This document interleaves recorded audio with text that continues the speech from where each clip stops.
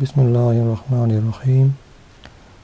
اولیاء کرام کا بیان کر رہے تھے، آج بیان کریں گے حضرت امام شافعی رحمۃ اللہ علیہ کے بارے میں۔ آپ سلطان شریعت و طریقت اور برہان حقیقت و محبت، مفتی اسرار الہی اور مہدی انوار لامتناہی وارث دین نبوی صلی اللہ علیہ وسلم ہیں۔ اگرچہ آپ کے حالات بیان کرنے کی ضرورت نہیں، کیونکہ ایک عالم آپ کے مقلدین میں سے ہے۔ فراست میں آپ یگانہ روزگار تھے، چاروں اماموں سے ایک امام ہیں۔ آپ کی ریاضات و کرامات بے شمار ہیں۔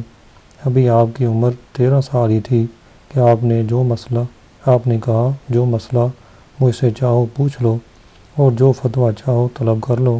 امام احمد بن حنبل رحمۃ اللہ علیہ، جو کہ امام جہاں تھے اور کئی ہزار حدیثیں ازبر تھیں، آپ کی شاگردی کو آتے تھے اور فرماتے تھے کہ فقہ کا دروازہ خلقت پر بند تھا۔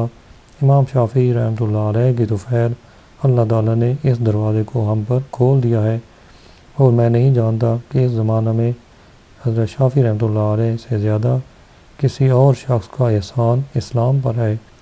پھر فرمایا کہ حدیث نبوی صلی اللہ علیہ وسلم کے مطابق کہ ہر 200 سال کے بعد ایک شخص پیدا ہوتا ہے جس سے لوگ دین سیکھتے ہیں، اس سے مراد امام شافعی رحمۃ اللہ علیہ ہیں۔ بلال رضی اللہ عنہ فرماتے ہیں کہ خضر علیہ السلام نے فرمایا کہ امام شافعی رحمۃ اللہ علیہ اوتار میں سے ہیں۔ عبداللہ انصار رحمۃ اللہ علیہ فرماتے ہیں، اگرچہ میں امام شافعی کا مقلد نہیں ہوں لیکن ان کو دوست رکھتا ہوں۔ امام صاحب خود فرماتے ہیں کہ میں نے خواب میں جناب رسالت مآب صلی اللہ علیہ وسلم کو دیکھا۔ آپ نے مجھ سے پوچھا کہ تم کون ہو؟ میں نے عرض کی آپ کا ایک امتی ہوں۔ تب آپ نے فرمایا کہ قریب آؤ۔ آپ نے اپنا لعاب دین میرے منہ میں ڈالا اور فرمایا کہ جاؤ، اب اللہ تعالیٰ تم کو برکت دے گا۔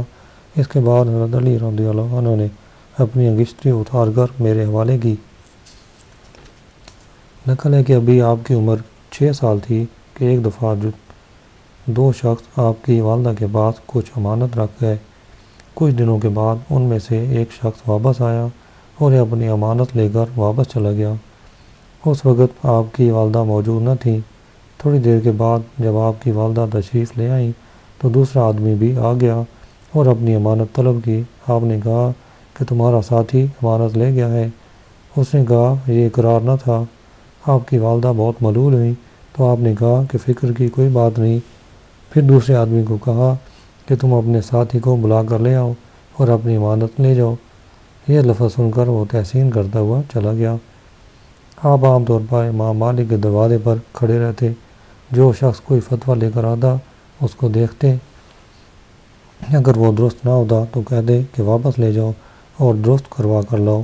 وہ شخص واپس جا کر فتویٰ کی صحت طلب کرتا۔ جب امام مالک اس فتویٰ کو دوبارہ ملاحظہ کرتے تو حق امام شافعی کی طرف پاتے اور امام مالک اس پر ناز کرتے۔ نقل ہے کہ ایک دفعہ خلیفہ ہارون رشید اپنی بیوی زبیدہ سے مناظرہ کر رہا تھا۔ اثناء گفتگو میں زبیدہ نے ہارون رشید کو دوزخی کہہ دیا۔ ہارون نے کہا اگر میں دوزخی ہوں تو تم کو طلاق۔ غرض دونوں جدا ہو گئے۔ چونکہ خلیفہ کو زبیدہ سے بہت محبت تھی اور زبیدہ کو بھی خلیفہ کو نہایت محبوب رکھتی تھی، اس لیے دونوں بے قرار ہوئے۔ تمام علماء کرام کو جمع کر کے فتویٰ طلب کیا، مگر سب چپ رہے اور کہنے لگے سوائے خداوند کریم کے کوئی نہیں جانتا کہ خلیفہ دوزخی ہے یا بہشتی۔ اس وقت آپ مجلس میں موجود تھے اور عمر بھی ابھی 11 سال تھی۔ آپ نے کھڑے ہو کر کہا کہ اس مسئلہ کا جواب میں دیتا ہوں۔ سب لوگ حیران رہ گئے کہ ایک بچہ کیا جواب دے سکتا ہے۔ تب ہارون نے آپ سے پوچھا تو آپ نے کہا کہ چونکہ آپ سائل ہیں اس لیے تخت سے نیچے اتر جائیں اور مجھ کو تخت پر جگہ دیں، تب میں جواب دوں۔ خلیفہ نے ایسا ہی کیا۔ جب آپ تخت پر بیٹھ گئے تو فرمایا تمہارے سوال کا جواب بعد میں دوں گا، پہلے تم میری بات کا جواب دو۔ پوچھا کیا سوال ہے؟ فرمایا کہ کیا کبھی کسی گناہ کے کر سکنے کی ہمت ہوئی؟ تم نے خوف خدا سے اس گناہ کو ترک کیا؟ ہارون نے کہا ہاں۔ تب آپ نے فرمایا کہ میں حکم دیتا ہوں کہ تم جنتی ہو۔ تمام علماء نے یہ سن کر کہا کہ کس طرح اور کس حکم سے؟ آپ نے فرمایا آپ نے قرآن کی ایک آیت پڑھی، وہ آیت سن کر تمام علماء آفرین کہتے ہوئے کہنے لگے کہ جب بچپن میں یہ حال ہے تو جوانی میں کیا حال ہوگا۔ نقل ہے کہ ایک دفعہ دوران درس آپ 10 بار کھڑے ہوئے۔ شاگردوں نے پوچھا کہ کیا معاملہ ہے؟ فرمایا کہ ایک سید زادہ بائل کھیر رہا تھا، جب وہ میرے سامنے آتا تھا تو تعظیم کے لیے کھڑا ہو جاتا تھا، کیونکہ فرزند رسول صلی اللہ علیہ وسلم سامنے آئے اور میں نہ اٹھوں، یہ ادب اور تعظیم کے خلاف ہے۔ نقل ہے کہ خلیفہ کے دربار میں روم سے ہر سال خراج آیا کرتا تھا۔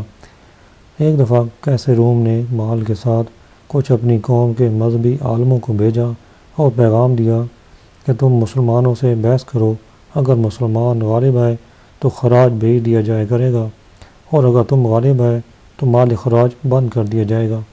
چنانچہ حسب خواہش کیسر روم اور خلیفہ نے تمام علماء کو جمع کیا۔ سب نے بال اتفاق کہا کہ امام شافعی بحث کریں گے۔ پھر خلیفہ کے حکم سے سب لوگ درہ دجلہ کے کنارے جمع ہوئے۔ امام شافعی رحمۃ اللہ علیہ نے اپنی جائے نماز پانی کے اوپر یعنی دریا کے درمیان میں بچھا دیا اور بیٹھ گئے اور کہا کہ جس شخص کو بحث کرنا ہو وہ میرے پاس آ جائے۔ یہ حال دیکھ کر وہ سب کے سب مسلمان ہو گئے۔ جب کیسر روم کو اس بات کا علم ہوا تو کہنے لگا کہ شکر ہے وہ شخص روم میں نہیں آیا، ورنہ سب لوگ مسلمان ہو جاتے۔ آپ کی قوت حافظہ اس قدر زبردست تھی کہ جو بات غور سے ایک دفعہ لکھ لیتے وہ کبھی نہ بھولتے۔ چنانچہ آپ کو قرآن پاک حفظ نہ تھا۔ خلیفہ نے بغرض امتحان آپ کو امام بنا دیا۔ آپ روز ایک پارہ دیکھ لیتے اور رات کو پڑھ دیتے۔ اس طرح ایک ماہ میں قرآن شریف زبانی یاد کر لیا۔ کسی نے آپ سے نصیحت چاہی، آپ نے فرمایا اطاعت میں اس قدر شک کر جس قدر لوگ مردوں پر کرتے ہیں، یعنی جس قدر اطاعت الہی اس نے کی ہے میں اس سے زیادہ کروں، مگر کسی پر حد نہ کرنا۔ ایک بزرگ فرماتے ہیں کہ میں نے آپ کی وفات کے بعد خواب دیکھا کہ حضرت آدم علیہ السلام کا خاصہ ہے۔ اس کے بعد آپ کی وفات ہوئی۔ وفات کے وقت آپ نے وصیت کی کہ مجھ کو فلاں شخص غسل دے، لیکن اس وقت وہ شخص مصر میں تھا۔ وصیت کی تعمیل نہ ہو سکی۔ جب وہ شخص واپس آیا تو لوگوں نے اسے یہ بات بیان کی۔ اس نے کہا کہ آپ کے کاغذات لاؤ۔ جب آپ کے کاغذ دیکھے گئے تو معلوم ہوا کہ 70,000 درہم قرض تھے۔ چنانچہ اس نے معاف کر دیے اور کہا میرا ان کو غسل دینا یہی تھا۔ رفیع بن سلیمان کہتے ہیں کہ میں نے امام شافعی کو دیکھا اور پوچھا کہ اللہ نے تمہارے ساتھ کیا سلوک کیا؟ فرمایا کہ کرسی پر بیٹھا، زر و جواہر نثار کیے اور چند دینار کے بدلے میں 70,000 دے کر رحمت پائی۔